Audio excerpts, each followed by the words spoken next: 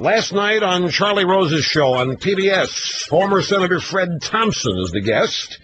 Charlie Rose says, you constantly say in this campaign that you're a conservative. What does that mean today? It means things that are consistent with God's design for man. It's consistent with human nature. It's consistent with the lessons of history and the lessons of the ages. They found form in the Constitution, I think, and what our founding fathers believed. They understand that man can do great and wonderful things, but man is prone to err and sometimes do terrible things. That too much power in too few hands is a dangerous thing, that power is a corrupting thing. In all of that, you didn't mention abortion, gay rights, all things that have been part of recent presidential elections.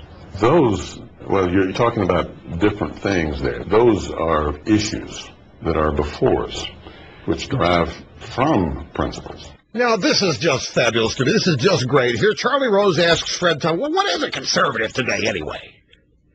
And so Fred gives his definition of a conservative, and Charlie says, well, wait a minute. I didn't hear anything about abortion or gay rights, all the things that have been part of recent presidential elections. Here's how Fred answered that, because Charlie Rose came back and said, principles? What do you mean principles? Principles are what guide you in coming to positions with regard to issues. You know, the Declaration of Independence said that our basic rights come from God and not from man. The founders talked about, life and liberty and the importance of that, and that everything is based on those basic principles. And I take those principles and, for example, I come to a pro-life conclusion there. And when we had issues, for 8 years when I was in the United States Senate about whether or not the federal government should be funding, for example, abortion-related activities and things of that nature, the application of those principles in that instance told me the answer was no properly.